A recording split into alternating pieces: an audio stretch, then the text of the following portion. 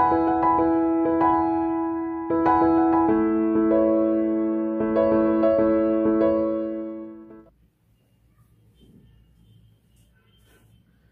Morning friends, welcome to Samarpan techno school channel. ધોરણ 11 માં આપણે છઠ્ઠું ચેપ્ટર એટલે કે કાર્ય ઊર્જા પાવર ચાલુ કરી રહ્યા છીએ। હવે આ ચેપ્ટર છે ને આપણે એવો ટાર્ગેટ રાખીએ કે જેડબલઈ અને નીટ અને સાથે ટેક્સ્ટ બુક ના મુદ્દાઓ ઇન્વોલ્વ થતા જાય કે જેથી તમે ટાઈમ પ્રમાણે ધોરણ 11 ના જે પણ સિલેબસ ની અંદરના મુદ્દાઓ છે ને ક્લિયર કરી શકો છો। એટલે નીટ જેડબલઈ પણ સાથે મોસ્ટ ઓફ આપણે ક્લિયર કરતા જઈએ છે 100%।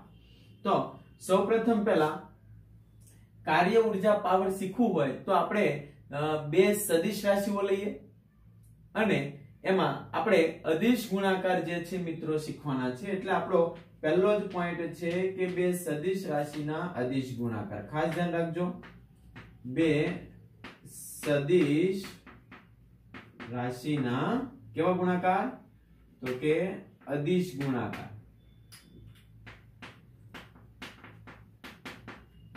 ઓકે, ચાલો બે સદિશ રાશિઓ લઈએ અને તેના અદિશ ગુણાકાર કઈ રીતે થાય, કારણ કે કાર્યનો જે પહેલો જ ટોપિક જે છે એ આપણા માટે ખૂબ જરૂરી છે। રાઈટ? તો કાર્ય શીખવા માટે આપણને ખાસ જરૂર પડશે। તો આપણી પાસે બે સદિશ રાશિઓ છે, તો આપણે લઈએ બે સદિશ રાશિ A અને B છે। ઓકે, આપણી પાસે બે સદિશ રાશિ છે જેને આપણે નામ આપીએ A અને B છે। ઓકે મિત્રો, નાવ આના અદિશ ગુણાકારને આપણે શેના વડે દર્શાવીએ અથવા કઈ રીતે શીખીએ છીએ? તો દરેક વિદ્યાર્થી મિત્રો ખાસ ધ્યાન આપજો। આપણે એના અદિશ ગુણાકારને આ રીતે શીખીએ છીએ કે A નો B સાથે ડોટ ગુણાકાર ઇઝ ઇક્વલ ટુ A નો B સાથે ડોટ ગુણાકાર is equal to A B અને cos થીટા। આ આપણું મેન સમીકરણ છે બે સદિશ રાશિનો અદિશ ગુણાકાર। આપેલા ગુણાકારને આપણે ડોટ ગુણાકાર પણ કહીએ છીએ મિત્રો, ડોટ ગુણાકાર પણ કહે છે, ડોટ ગુણાકાર પણ કહે છે। ઓકે, આપણે એની સમજૂતી મેળવવી છે કે ભાઈ A B cos થીટા કઈ રીતે લખવામાં આવે છે। ઓકે, આપણી થિયરી મેન પોઈન્ટ છે, આપણી થિયરી આમ તો પૂરી થઈ ગઈ છે, પણ આપણે સમજવાનો પ્રયત્ન કરીએ કે કઈ રીતે આપણે લખીએ છીએ। તો કોઈ એક બિંદુ જે છે મિત્રો, એક બિંદુ એમાંથી બે સદિશ દોરીએ। સમજો આપણો સદિશ A છે, ઓકે, અને કોઈ આ જે છે આપણો સદિશ B છે। બંને સદિશો એકબીજાથી થીટા ખૂણે ગોઠવાયેલા છે। કેટલા ખૂણે ગોઠવાયેલા છે? થીટા ખૂણે। રેડી? સદિશ A અને સદિશ B એકબીજાથી થીટા ખૂણે ગોઠવાયેલા છે। તો A અને B નો ડોટ ગુણાકાર એટલે શું થાય? તો સૌપ્રથમ પહેલા તમને કહું છું કે A સદિશ છે તેના શીર્ષ ઉપરથી, આ જે છે મિત્રોને શીર્ષનો ભાગ કહેવાય, એના શીર્ષ ઉપરથી B ઉપર એક લંબ દોરો। ઓકે, આ તમે એક લંબ દોર્યો જેને નામ આપો O। આ બિંદુ O છે। ઓકે, તો અહીંયા ખૂણાની નજીકનો ઘટક કયો પડશે? A cos થીટા પડે। તો જો તમે આમાં cos થીટા નો ઉપયોગ કરશો તો શું થશે? cos theta is equal two આ લંબ છે, પાસેની બાજુ આ કર્ણ થશે, બરાબર છે, આ પાસેની બાજુ થશે cos theta is equal two OM છેદમાં કર્ણ। કર્ણ એટલે આપણી A છે, વેલ્યુ આ A છે અને આખું B છે। તો OM ઇઝ ઇક્વલ ટુ આપણું કેટલું થશે? A cos થીટા થશે। રાઈટ? તો સદિશ એટલે કે ડોટ ગુણાકારની સમજૂતી જો તમારે સમજવી હોય તો આપણે આ રીતે લખીએ છીએ, સમજૂતી A dot B is equal to, okay, A dot B is equal to B into OM લખી શકો। OM એ સદિશ A નો B ઉપરનો પ્રક્ષેપ પણ બોલે, એટલે આને આપણે આ રીતે પણ લખી શકો છો મિત્રો, B into OM પણ લખી શકો, અથવા આને આમ પણ લખાય B dot સદિશ A નો B પરનો પ્રક્ષેપ, આવું પણ તમે બોલી શકો છો।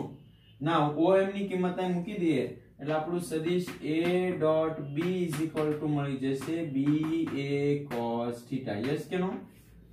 ઓકે, નાઉ હું તમને એમ કહું કે b ઉપરથી a ઉપર લંબ દોરશો તો આપણે આવું પણ ડ્રો કરી શકીએ છીએ b ઉપરથી a ઉપરનો લંબ અહીંયા લંબ બનાવશો આ બાજુ b છે અને નામ આપી દેશો n તો એમાં cos θ વાપરશો તો આમ લખી શકો છો તમે cos θ = પાસેની બાજુ on છેદમાં સામેનો કર્ણ છે b તો on = what તો કે b cos θ ઓકે તો આને આપણે આ રીતે પણ લખી શકો છો a.b = a કૌંસમાં on અથવા b નો a ઉપરનો પ્રક્ષેપ એટલે ab cos θ આ આપણા મેઈન સમીકરણ છે મિત્રો એની તારવણી છે રેડી એટલે તારવણી જે છે બહુ સહેલી છે ખાસ તમે ધ્યાનમાં રાખી અને જોઈ લેશો ત્યારબાદ સદિશ જે અદિશ રાશિઓ છે એના થોડાક આપણે ગુણધર્મો છે એ જોઈએ છે આટલા વ્યવસ્થિત તમે બુકમાં નોંધ માટે લખી શકો છો જેટલી થિયરી ચાલે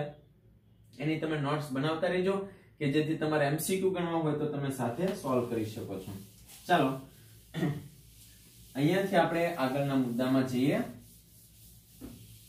કે આ જે અદિશ રાશિ છે મિત્રો અદિશ રાશિ એના ગુણધર્મ આપણે લેવાના છે ગુણધર્મ ખાસ ધ્યાન રાખજો અદિશ રાશિના ગુણધર્મ ઓકે જે આપણા માટે જરૂરી છે કારણ કે કાર્યના દાખલાઓ જ્યારે એમસીક્યુ સોલ્વ કરતા હશું ત્યારે આપણે એની જરૂર પડશે ઓકે તો આનો પહેલો ગુણધર્મ છે કે સમક્રમી છે સમક્રમી છે તમે ક્રમ લખી શકો છો એટલે કે a.b = તમે લખી શકો છો ab cos θ ઓકે = તમે ba cos θ પણ લખી શકો એનો મતલબ કે a.b = b.a લખી શકો છો ઓકે a.b = b.a ક્રમ તમે ચેન્જ કરી શકો છો ખાસ ધ્યાન રાખજો ઓકે આ રીતે તમે લખી શકો છો બીજું વિભાજનનો નિયમ વિભાજન નિયમ મિત્રો વિભાજનનો નિયમ છે કઈ રીતે હોય તો બહુ સિમ્પલ છે કે સમજો કોઈ a સદિશ છે એનો એક બીજો સદિશ છે b + c આ b + c આપણો સદિશ છે જેનો a સદિશ સાથે આપણે ડોટ ગુણાકાર કરીએ તો આનો આન્સર થશે a.b + a.c આવું પણ તમે લખી શકો છો રાઈટ આનો આની સાથે ડોટ ગુણાકાર વત્તા આનો આની સાથે ત્રીજું બે સદિશો છે બરાબર છે એની વચ્ચેનો ખૂણો છે એ આપણે મૂકી દઈએ છીએ મિત્રો સમાંતર એટલે સદિશ a અને સદિશ b સમાંતર છે સમજો એટલે કે θ બરાબર છે 0 એંગલ છે એટલે આપણી પાસે આ બે સદિશ છે સમજો આ સદિશ a અને સદિશ b એકબીજાથી આવી રીતે ગોઠવાયેલા છે જે બંને વચ્ચેનો ખૂણો કેવો છે 0 આ ડાયરેક્શન ઉપર છે આની પણ ડાયરેક્શન ઉપર છે એટલે બંને વચ્ચેનો ખૂણો 0 અહીંયા આપણે કિંમત મૂકે cos 0 ની કિંમત 1 થશે એટલે આપણો અદિશ ગુણાકાર થશે a.b = ab cos 0 degree cos 0 degree ની વેલ્યુ 1 થશે એટલે આપણો આન્સર આવશે મિત્રો ab મળશે રેડી આ રીતે તમે ગણી શકો છો સમજો એકનો એક સદિશ હોય ઓર કરીને સમજાવું છું તમને કે સદિશ a છે અને બીજો પણ સદિશ a જ છે તો આનો જવાબ થશે a cos 0 ની કિંમત 1 એટલે આ થશે a². ઓકે એટલે જો અદિશ ગુણાકારમાં બે સદિશો એક જ ડાયરેક્શનમાં હોય તો એની વચ્ચેનો ખૂણો 0 થશે આ ખાસ ધ્યાનમાં રાખજો. ત્યારબાદ ચોથો ટોપિક કે સદિશ a અને સદિશ b લંબ છે એટલે θ બરાબર છે એ કેટલા ડિગ્રી છે 90 ડિગ્રી છે. તો આપણી પાસે બે સદિશ છે એક સદિશ આ ડાયરેક્શનમાં છે એક સદિશ આ બાજુ છે સદિશ a આ બાજુ અને સદિશ b આ બાજુ બે લંબ છે. તો જ્યારે બે લંબ હોય ત્યારે ખાસ અહીંયા cos 90 ની કિંમત 0 થશે એટલે લખી શકો છો a.b = ab cos 90 ને cos 90 ની કિંમત 0 એટલે જ્યારે પણ બે સદિશનો અદિશ ગુણાકાર કરશો અને જ્યારે બંને એકબીજાને લંબ જોવા મળે ત્યારે હંમેશાનો આન્સર કેટલો થશે મિત્રો 0 થશે. ઓકે તો આ જે મુદ્દાઓ તમને લખીને આપ્યા છે એકવાર ફરીથી વ્યવસ્થિત સમજી અને તમે બુકમાં લખી લેજો તમારા માટે અગત્યનું છે જેથી તમે કાર્ય વ્યવસ્થિત શીખી શકો છો. રેડી? ત્યારબાદ આપણે ખાસ ચોથા નંબરનો ગુણધર્મ બાદ આપણે પાંચમા નંબરના ગુણધર્મમાં જઈએ છીએ એટલે દરેક ખાસ ધ્યાન આપીને લખશે. 4 નંબરનો ગુણધર્મ બાદ આપણે 5મા નંબરનો ગુણધર્મ એકમ સદિશનો અદિશ ગુણાકાર કરીશું. કોનો? 5 નંબરનો ગુણધર્મ એકમ સદિશનો કયો ગુણાકાર કરીશું? અદિશ ગુણાકાર. એકમ સદિશ એટલે આપણે શીખી ગયા છે x દિશાનો એકમ સદિશ i, y દિશાનો એકમ સદિશ j અને z દિશાનો એકમ સદિશ k.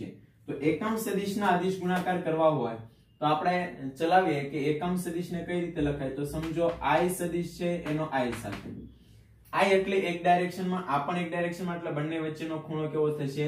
0 હે ને. અને એકમ સદિશની વેલ્યુ કેટલી છે મિત્રો? 1. આની વેલ્યુ 1 છે ને આની 1. 1 * 1 આની વચ્ચેનો ખૂણો cos 0 એટલે એની કિંમત 1 થઈ જશે. ઓકે.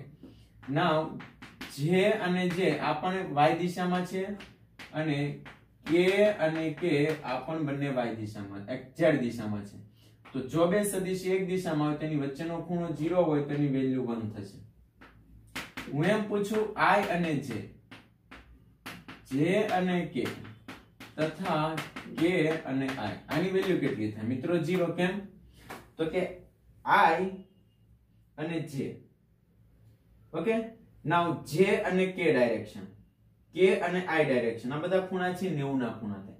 એટલે ત્રિપરિમાણની અંદર જો x y અને z, તો આ i અને j એ લંબ છે, j અને k લંબ છે અને k અને i લંબ છે, એટલે બે વચ્ચેના ખૂણા 90 ના થાય તો એનો એકમ સદિશ 0 થશે. રેડી?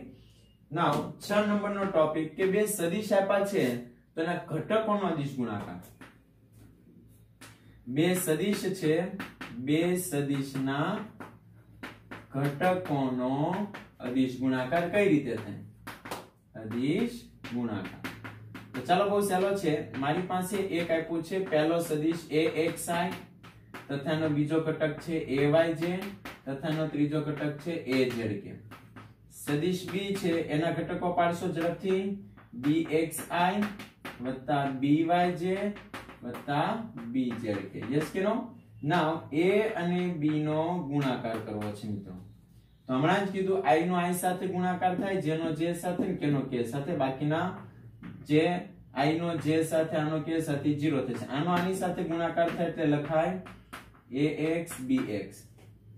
આ x ઘટકના x ઘટક સાથે જ ગુણાકાર થાય. આપણે જોઈ ગયા i નો j સાથે ગુણાકાર 0 થઈ જાય, વત્તા આનો આની સાથે ગુણાકાર થાય ay by. આપણો i ઘટક થઈ ગયો, આપણો j ઘટક થઈ ગયો અને az bz * k. બરાબર છે? તો આ રીતે આપણો અદિશ ગુણાકાર થાય છે. સમજાણું?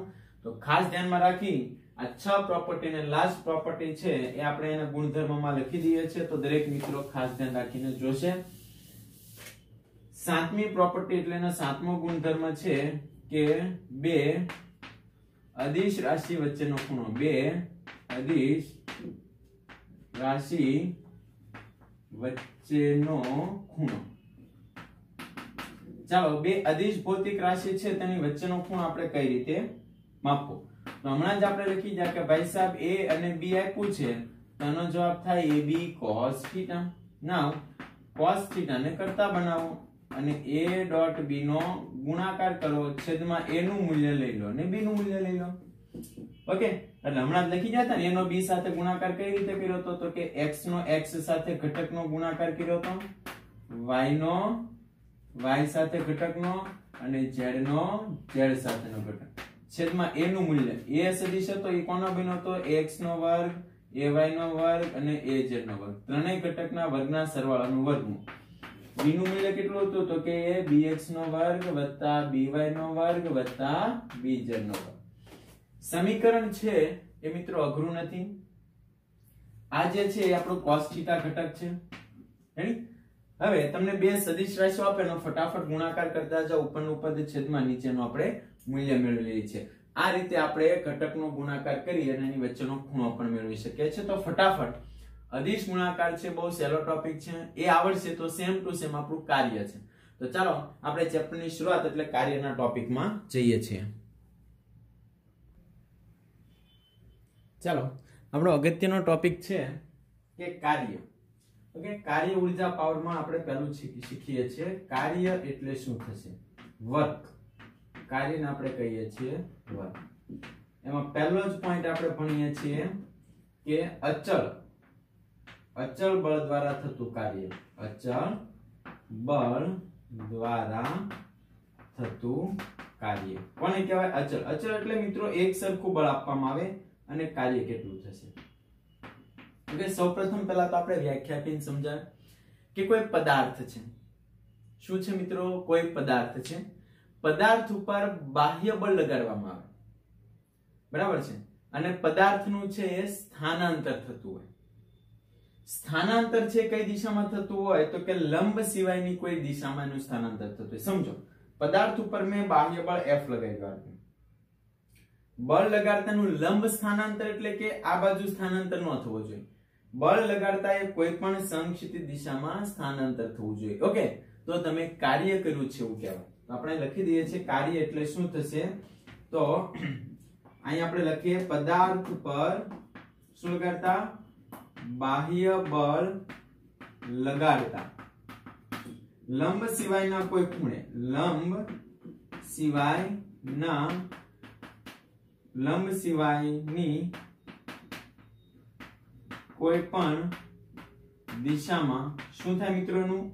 તો કે અહીં આપણે લખીએ છીએ બાહ્ય બળ લગાડતા લંબ સિવાયની કોઈ પણ દિશામાં શું થશે? એનું સ્થાનાંતર થાય. તો તેને શું કર્યું કહેવાય? કાર્ય કર્યું કહેવાય. ઓકે, આ ખાસ ધ્યાન રાખજો. હવે એને આપણે સમજવું છે. કોઈ આકૃતિ ડ્રો કરીને આપણે સમજીએ તો તમને વધારે સ્પષ્ટ માહિતી મળશે. કાર્ય એટલે W. W એટલે કે જે બળ લગાડો છો એ અને સ્થાનાંતરનો ગુણાકાર. ઓકે, એટલે આમ પણ લખી શકો છો કાર્ય ઇઝ ઇક્વલ ટુ બળ ગુણ્યા સ્થાનાંતર ભાઈ. ઓકે, હવે આપણે થોડીક એની સાબિતીના મુદ્દામાં જઈએ. અચળ એટલે એક સરખું બળ લગાડવું. ખાસ ધ્યાન રાખો. સમજો કે આ આપણી પાસે કોઈ પદાર્થ છે, રેડી? અને આ પદાર્થ છે સમક્ષિતિજ દિશા ઉપર મૂકેલો છે. આ આપણી સમક્ષિતિજ દિશા છે. આ પદાર્થ છે. આ પદાર્થને આપણે આ જે સમક્ષિતિજ દિશા જે છે એની સાથે આપણે થીટા ખૂણેના પર બળ લગાવીએ. એટલે સમજો કે F બળ જે છે એ થીટા ખૂણે લાગે છે અને પરિણામે આ જે પદાર્થ છે એ d જેટલું સ્થાનાંતર કરી અને અહીંયા પહોંચી ગયો. ઓકે, એટલે આપણો પદાર્થ છે એ અહીંયા પહોંચી જાય છે. d જેટલું સ્થાનાંતર કરી અને પહોંચી. તો આપણને ખ્યાલ છે આપણે કોઈ સદિશ રાશિ શીખી ગયા છે તો એની ખૂણાની નજીકનો ઘટક કયો પડશે? તો કે F cos θ. તો પદાર્થ ઉપર કેટલું કાર્ય કર્યું? તો કે કાર્ય ઇઝ ઇક્વલ ટુ બળ નો ઘટક છે, બળનો ઘટક છે F cos θ અને સ્થાનાંતર. તો નામ લખી શકો છો કાર્ય બરાબર FD cos θ બળ ગુણ્યા સ્થાનાંતર. ઓકે, આ ખૂણાનું સમીકરણ. એટલે કોઈ થીટા ખૂણે બળ લાગતું હોય તો. અને આમ પણ લખી શકો છો કાર્ય બરાબર F. હમણાં આપણે શીખી ગયા ડોટ પ્રોડક્ટ. ડોટ એટલે પહેલો સદિશ A, બીજો સદિશ B, એનો ડોટ પ્રોડક્ટ એટલે અદિશ ગુણાકાર. ઓકે, તો બળ એ સદિશ રાશિ છે, d પણ સ્થાનાંતર સદિશ. એટલે લખી શકો છો F અને d કેવી છે? સદિશ રાશિ છે જેનો અદિશ ગુણાકાર આપણને કાર્ય આપે. અને કાર્ય જે છે મિત્રો અદિશ રાશિ છે. ખાસ ધ્યાન રાખજો, કાર્ય કેવી રાશિ છે? અદિશ રાશિ છે. ઓકે, તો આ આપણું મેન સમીકરણ થઈ ગયું કાર્ય બરાબર બળ ગુણ્યા સ્થાનાંતર. સેલો ટોપિક છે ને અલગ અલગ ઘણા બધા મુદ્દાઓ આપેલા છે અને એમાંથી એમસીક્યુ પણ પૂછે. કઈ ટાઈપના એમસીક્યુ પૂછે એના પર આપણે ફોકસ કરતા જઈએ અને અચળ બળ દ્વારા જે થતું કાર્ય જે છે એ ટોપિકને આપણે સમજતા જઈએ.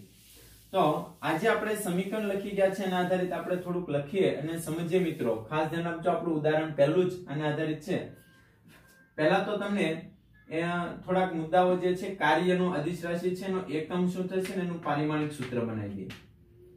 કાર્યનો એકમ છે બળ એટલે ન્યૂટન ઇન્ટુ મીટર, અથવા એનો બીજો એકમ જે છે એ આપણે લખીએ છીએ જૂલ. એનું પારિમાણિક સૂત્ર પણ આપણે સમજીએ. પારિમાણિક સૂત્ર આપણને ખ્યાલ છે બળનું અને મીટરનું આપણે ભેગું કરીએ એટલે m1 L2 T - 2. બળ એટલે દળ ગુણ્યા પ્રવેગ. દળ ગુણ્યા પ્રવેગ અને એની સાથે એક મીટર એડ કરી દો એટલે જવાબ મળી જશે. રેડી? તો આપણા કાર્યના મુદ્દાઓ છે. હવે કાર્ય ક્યારે ધન થયું કહેવાય, કાર્ય ક્યારે ઋણ થયું કહેવાય અને કાર્ય ક્યારે શૂન્ય થયું કહેવાય. તો એના મુદ્દાઓ છે વ્યવસ્થિત તમને સમજાવતા જઈએ અને કહેતા જઈએ.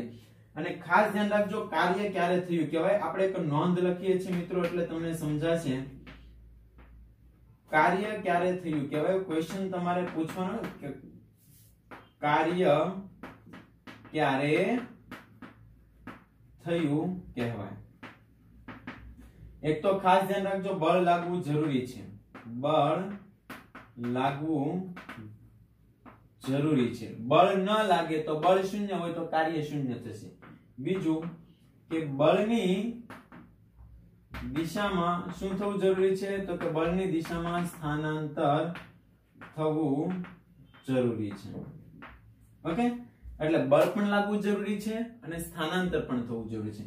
જો હું આ પદાર્થ ઉપર બળ લગાડતો જાઉં અને પદાર્થ સ્થાનાંતર કરે જ નહીં તો કાર્ય કેવું થશે મિત્રો? શૂન્ય થશે. ઓકે, તો કાર્ય ક્યારે ધન, ક્યારે ઋણ અને ક્યારે શૂન્ય હોય તે મુદ્દાઓને આપણે આમાં JEE નીટમાં ઇન્વોલ્વ કરીએ છીએ, જેના પર તમે ખાસ ધ્યાન આપજો. સૌપ્રથમ પહેલા આપણે જોઈએ કે કાર્ય શૂન્ય ક્યારે મળે. કઈ કઈ એવી વસ્તુઓ છે, કેવા ઉદાહરણો છે કે જેની અંદર આપણને કાર્ય છે મિત્રો શૂન્ય મળશે. તો સૌપ્રથમ પહેલા આપણે લખીએ છીએ કે નિયમિત વર્તુળાકાર ગતિ. નિયમિત વર્તુળાકાર ગતિ. નિયમિત વર્તુળાકાર ગતિ જે છે એની અંદર આપણને કાર્ય શૂન્ય મળે. કઈ રીતે? તો કે જો કોઈ કણ છે, આપણે શીખી ગયા છે કે નિયમિત વર્તુળાકાર ગતિ એટલે સમજો અહીંયા કોઈ કણ છે એ v જેટલી ઝડપથી ગતિ કરે છે તો આપણને ખ્યાલ છે કે કેન્દ્રગામી બળ કઈ બાજુ લાગે છે? કેન્દ્રની તરફ. કેન્દ્રગામી બળ કેન્દ્રમાં લાગે. કોઈ પણ બિંદુનો વેગ છે સ્પર્શકની દિશામાં અને તેનું સ્થાનાંતર પણ સ્પર્શકની દિશામાં. એટલે સ્થાનાંતર આ બાજુ છે ને બળ અંદરની તરફ છે. એટલે આમાં સ્થાનાંતર જે છે મિત્રો સ્પર્શકની દિશામાં છે. બરાબર? અહીંયા સ્પર્શકની દિશા. કોઈ પણ બિંદુ પાસે આપણને ખ્યાલ છે કે બળ અને સ્થાનાંતર કેવા છે? લંબ છે. આપણે કહી શકો છો કોઈ પણ બિંદુએ કેન્દ્રગામી બળ અને કોણ આપણે લખીએ છીએ? સ્થાનાંતર કેવા છે? લંબ છે. એટલે ટોટલ આમાં કાર્ય છે બળ ગુણ્યા સ્થાનાંતર વચ્ચેનો ખૂણો 90. આપણે હમણાં જ શીખી ગયા છે cos 90 ની કિંમત 0 થશે એટલે આપણું કાર્ય શૂન્ય મળશે. ઓકે, બીજી એવી કઈ કન્ડિશન છે કે જેમાં કાર્ય છે શૂન્ય થશે? સમજો કે કોઈ એક વ્યક્તિ જે છે એ પોતાના ઉપર કોઈ વસ્તુ લઈને જઈ રહ્યો છે. બરાબર છે? કોઈ એક ડાયરેક્શનમાં. સમજો આ વ્યક્તિ છે અહીંયા પહોંચશે તો એને કાપેલું અંતર છે આ બાજુ છે એટલે સ્થાનાંતર આ બાજુ કરે છે. રાઈટ? આ બોજ છે મિત્રો, બોજ. તો બોજ જે છે એનું વજન ક્યાં લાગશે? નીચેની તરફ W. ઓકે, તો વજન નીચે લાગે, સ્થાનાંતર આ બાજુ થાય છે. સ્થાનાંતર આ બાજુ થાય છે, બોજનું વજન બળ જે છે નીચે લાગે છે W બરાબર. તો વજન બળ નીચે લાગે, બે વચ્ચેનો ખૂણો 90 થાય તો આમાં પણ કાર્ય કેવું થશે? cos 90 ની કિંમત 0, કાર્ય શૂન્ય થશે. રેડી? નાઉ ત્રીજી કન્ડિશન કે કોઈ એક દોરીથી પદાર્થ લટકાવેલો છે. પદાર્થને જો તમે સરળ આવર્ત ગતિ કરાવશો એટલે પદાર્થ અહીંયા પહોંચશે. પદાર્થ છે એટલે દોરી. દોરીમાં આપણે શીખી ગયા છે કે તણાવ બળ T લાગે. પદાર્થ સ્થાનાંતર આ બાજુ કરશે. અહીંયા તણાવ બળ અને T.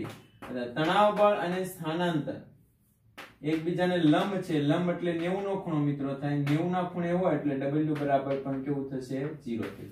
તો આપણે જેટલી પણ પોઝિશન દોરીને આપેલી છે એ દરેકની અંદર કાર્ય કેવું થશે મિત્રો? શૂન્ય થશે.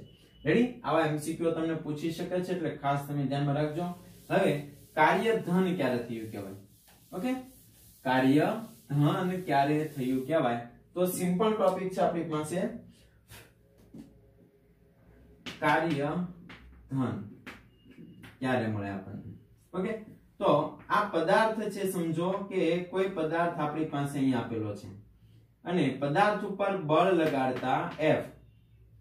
પદાર્થનું સ્થાનાંતર જે છે એ જ દિશામાં થાય છે, એટલે પદાર્થ છે એ નું સ્થાનાંતર એ જ દિશામાં થાય છે, અહીંયાથી અહીંયા સુધી, એટલે સ્થાનાંતર પણ આ બાજુ જ થાય છે. તો બળ અને સ્થાનાંતર વચ્ચેનો ખૂણો કેટલો છે? 0.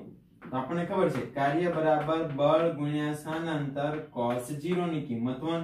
તો W બરાબર F * D, કાર્ય ધન મળે. કેવું મળે મિત્રો? ધન. ઓકે, આ ખાસ ધ્યાનમાં રાખજો, કાર્ય છે એ આપણને ધન હશે. આ ખૂણો કેટલે સુધીનો છે કે એમાં કાર્ય આપણને ધન મળશે? તો કે ખૂણો જે છે 90 કરતા નાનો હોવો જોઈએ, 90 નહીં પણ 90 કરતા નાનો, અને 0 અથવા 0 કરતા મોટો હોવો જોઈએ. ફરીથી કહું છું, આ ખૂણો જે છે આપણો બળ સાથે જે સ્થાનાંતરનો બળનો ખૂણો છે 90 કરતા નાનો રાખવાનો, અને 0 અથવા 0 કરતા મોટો ખૂણો રાખશો એટલે કાર્યની અંદર આપણને ધન મળશે. રેડી? બીજું કે સમજો કે એક મુક્ત પતન કરતો પદાર્થ છે, મુક્ત પતન. ઓકે, મુક્ત પતન એટલે કોઈ પદાર્થ ઉપરથી નીચે આવે છે, એટલે ગુરુત્વાકર્ષણ બળ ક્યાં લાગશે મિત્રો? નીચેની તરફ. ગુરુત્વાકર્ષણ બળ નીચે લાગે, અને પદાર્થનું સ્થાનાંતર પણ ક્યાં થશે? નીચેની તરફ થશે. રેડી? ગુરુત્વાકર્ષણ બળ નીચે લાગે અને સ્થાનાંતર પણ નીચે થાય. બળ અને સ્થાનાંતર વચ્ચેનો ખૂણો કેટલો છે? થીટા બરાબર 0 ડિગ્રી છે. ઓકે, તો કાર્ય છે તમને કેવું મળશે? W = F * D. આ કાર્ય તમને કેવું મળશે? ધન મળશે. રેડી? તો આ કન્ડિશન છે, ખાસ ધ્યાન રાખો. હવે કાર્ય તમને ઋણ ક્યારે મળે? તો અહીંયા આપણે લખી દઈએ છીએ કાર્ય ઋણ ક્યારે મળે. ઓકે, આ પોઝિશન ને ખાસ ધ્યાનમાં રાખી અને આપણે ગણીએ તો ખૂણો આપણે લખી દઈએ. પહેલા જોઈએ કે સમજો આ કોઈ પદાર્થ છે. ઓકે, પદાર્થને બળ છે એ આ ડાયરેક્શનમાં લાગે છે, બરાબર છે? તો ઘર્ષણ બળ લાગતું એ પણ લઈ શકો કે આ વસ્તુ છે એ d જેટલું આ બાજુ સ્થાનાંતર કરે છે, અને સપાટી દ્વારા એને ઘર્ષણ બળ છે વિરુદ્ધ દિશામાં લાગે છે, F. તો ઘર્ષણ બળ વિરુદ્ધ દિશામાં લાગે અને સ્થાનાંતર આગળની તરફ કરે છે, તો બે છે ની વચ્ચેનો ખૂણો થીટા બરાબર 180 ની કિંમત થાય. અને cos 180 ની કિંમત ખ્યાલ છે, કાર્ય બરાબર બળ ગુણ્યા cos 180. cos 180 ની કિંમત માઈનસ થાય, W બરાબર -1 થાય, માઈનસ બળ ગુણ્યા સ્થાનાંતર, કાર્ય ઋણ મળે. એટલે થીટા ખૂણો જે છે મિત્રો 180 એટલે પાઈ, 180 અથવા એના કરતા ઓછો અને 90 કરતા વધારે હોય ત્યારે કાર્ય આપણને કેવું મળે છે? ઋણ મળે છે. આ મુદ્દાને ધ્યાનમાં રાખી અને ખાસ તમે ચેક કરજો. સમજો કોઈ દડાને તમે ઉર્ધ્વ દિશામાં ફેંકી રહ્યા છો, તો ગુરુત્વાકર્ષણ બળ કઈ બાજુ લાગશે? નીચેની તરફ. ગુરુત્વાકર્ષણ બળ. ઓકે, ગુરુત્વાકર્ષણ બળ નીચે લાગે, સ્થાનાંતર કઈ બાજુ થાય છે? ઉપરની તરફ. બે વચ્ચેનો ખૂણો કેટલો થશે? 180. તો આ મુદ્દાઓ જે છે એ તમારા માટે ખૂબ અગત્યના છે, જે તમને દર્શાવે છે કાર્ય ધન, ઋણ અને શૂન્ય ક્યારે છે. રેડી? ત્યારબાદ અચળ બળ દ્વારા કાર્ય આપણે મેળવી ગયા છે. હવે આપણે નેક્સ્ટ લેક્ચરમાં ચલ બળ દ્વારા થતું કાર્ય મેળવવાના છે. ત્યાં સુધી આને બુકમાં વ્યવસ્થિત ઉતારી અને નીટ JEE ને સાથે NCERT ને આપણે એને ટોપિકને એડ કરતા જઈએ, તો ખાસ નીટ JEE ને NCERT ના ટોપિકને એડ કરી અને આપણે ગણતા જઈએ છીએ. ચલો તમે ખાસ ધ્યાન રાખજો. આજે આપણે અહીં સુધી રાખીએ. નેક્સ્ટ અચળ બળ છે એના બદલે ચલ બળ, બદલાય એવા બળ દ્વારા કાર્ય કેટલું થશે ટોપિક જોઈશું. થોડાક MCQ પણ સાથે જોઈ લઈશું. થેન્ક યુ ટુ વોચ સમર્પણ techno school channel. Welcome to physics.